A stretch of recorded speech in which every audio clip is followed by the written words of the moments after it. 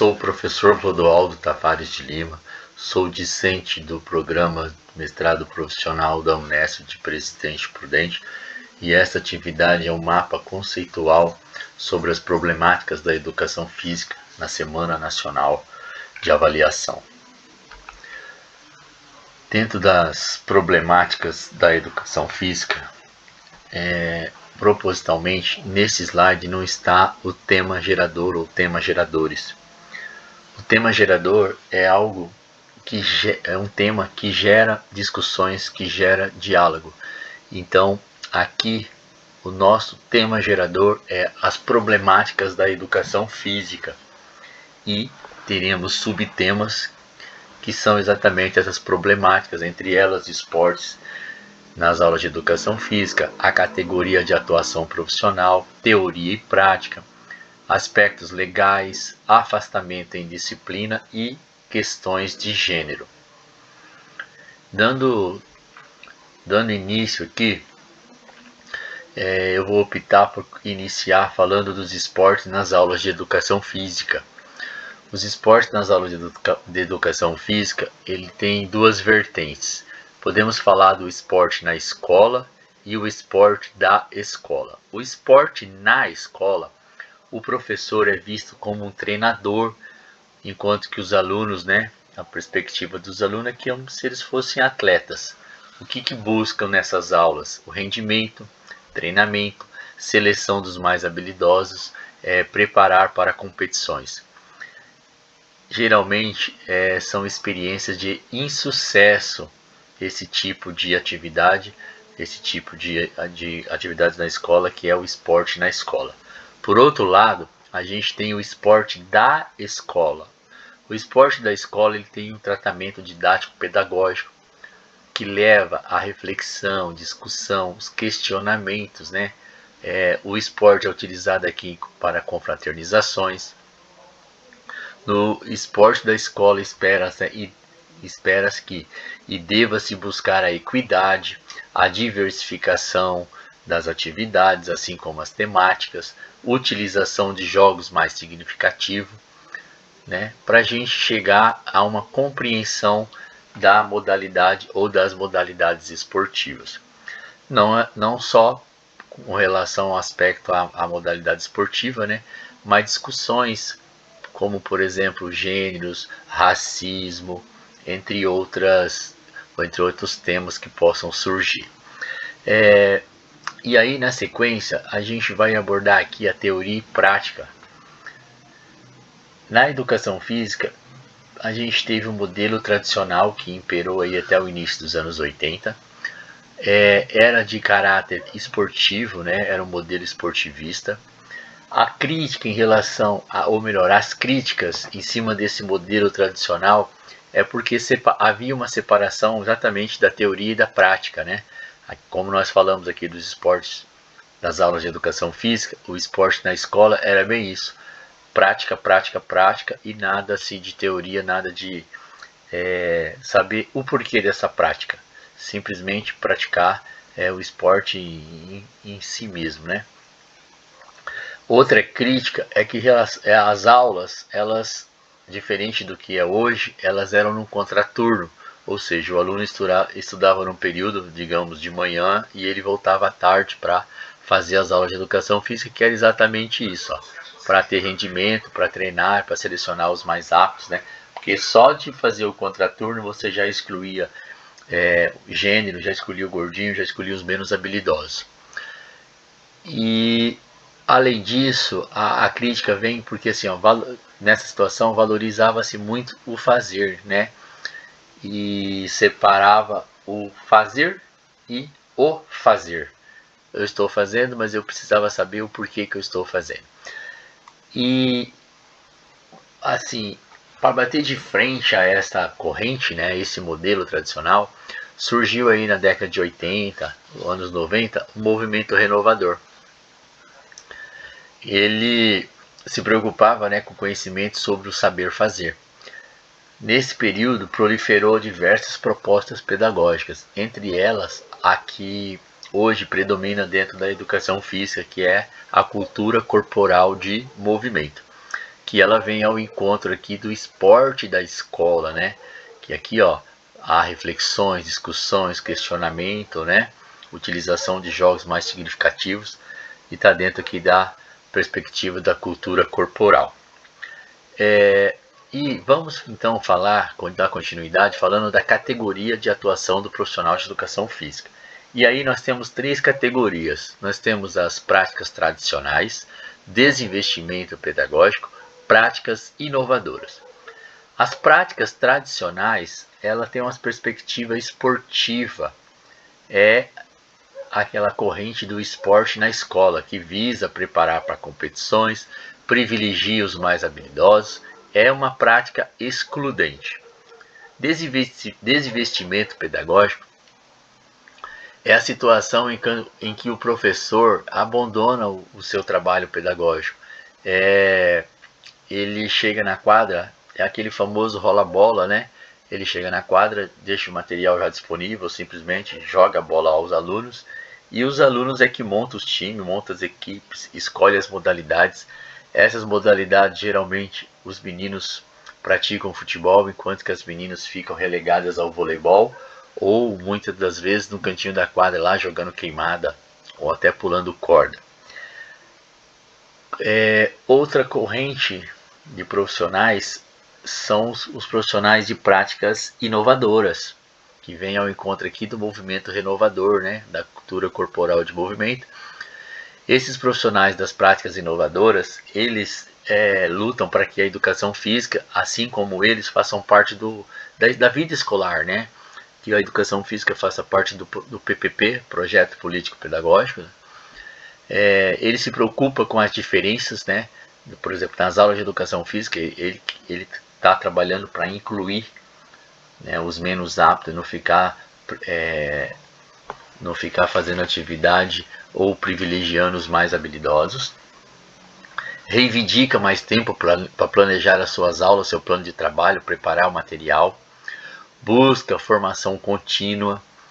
Ele é crítico, né, e reclama também do número grande, né, excessivo de alunos que ele tem por turma. E geralmente esses profissionais eles lecionam em mais de uma escola.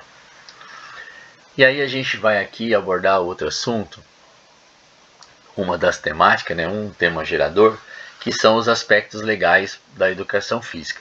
Então, a educação física praticamente ela é regida pela LDB, a Lei de Diretrizes e Bases da Educação Brasileira. A primeira versão da LDB ela é de 1961, foi a primeira LDB, e ela preconizava que a educação física era de prática obrigatória. 10 anos se passaram e em 1971 veio a segunda edição, ou a segunda versão, né, atualização da LDB, e trouxe ainda a obrigatoriedade, mas também apresentou a facultatividade para algumas pessoas ou em alguns momentos específicos. Ainda na década de 60, no ano de 1968, houve a reforma no ensino superior e houve a inclusão da educação física no ensino superior. Nesse período, o Brasil estava sob o regime militar, e o que se visava com a inclusão da educação física no ensino superior era distrair a juventude e também desmobilizá-la politicamente, né? E aí nós chegamos em 1971 e por força do decreto 6.945 deixou claro, né, qual que era o papel da educação física, o que se esperava da educação física naquele momento, e ficou estipulado que de primeira a quarta série a educação física tinha um caráter recreativo, e a partir da quinta série se iniciava a iniciação esportiva, né? E aí chegamos em 1996 e com ele veio a Lei 9.394/96, a terceira versão da LDB. E no artigo 26, parágrafo 3º da LDB, veio que a educação física agora passa a ser um componente curricular obrigatório. Bem, mas esse mesmo artigo ele sofreu uma alteração por força da Lei 10.793 de 2003, aonde praticamente essa lei veio e, vamos dizer assim, institucionalizou a dispensa nas aulas de educação física. Bem, aí vamos para mais um tema gerador, que é o afastamento e a indisciplina nas aulas de educação física. O afastamento, ele acontece quando o aluno apresenta algum tipo de dor. Essa dor, às vezes, é por lesões no joelho, quedas de bicicleta, dor pós-treino, aqueles alunos que já fazem academia, fazem musculação. As meninas costumam reclamar do período menstrual. E isso são causas de insucesso, né, na prática da educação física. Outro fator que os afastam é vergonha. E essa vergonha, ela pode ser por medo de se expor ou pode ser por simplesmente vergonha. O medo de se expor é uma vergonha prospectiva.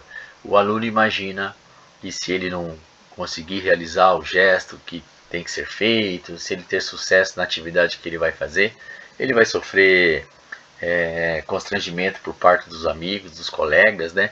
Então ele sente vergonha antecipadamente. Então ele não realiza, ele se afasta, ele se exclui com vergonha, com medo de se expor. E tem a vergonha prospectiva, ou melhor, a vergonha retrospectiva, ou seja, ele lembra de um momento onde ele tem passado vergonha por uma situação dessa e se recusa a fazer novamente por receio de passar vergonha novamente. A indisciplina, ela já acontece um pouco diferente. A indisciplina é quando o aluno está brincando na hora que o professor está explicando, ou ele está conversando paralelamente, brincando com algum colega, e quando o professor os repreende, eles passam um pouquinho de tempo, eles estão fazendo novamente o que estava fazendo, quando não fazendo tudo isso ao mesmo tempo, brigando, conversando e brincando. Um dos fatores também que pode contribuir para a indisciplina é a desobediência, o descontentamento. Por exemplo, naquelas ações onde o professor rola a bola, né? O professor que já está com seu desinvestimento pedagógico, abandonou o seu trabalho, que relega aos alunos, né, a escolha e a montagem das equipes. Pode acontecer na situação de quando estarem montando as equipes, um determinado aluno foi escolhido para um time e ele não quer fazer parte do time A, ele gostaria de ir para o time B e já se revolta, né, já não fica contente, já desobedece. Esse é um fator de indisciplina que talvez se o professor estivesse ali do lado, ele coordenando, ele estando bem próximo da situação, isso poderia estar sendo evitado, né?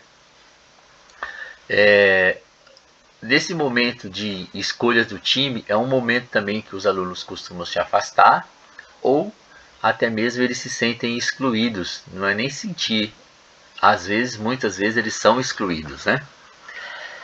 E aí a gente tem duas opiniões diferentes. Os professores, eles culpam a família, o indivíduo, a comunidade, a subcultura, o local onde esse indivíduo reside, como o fator preponderante aqui de disciplina.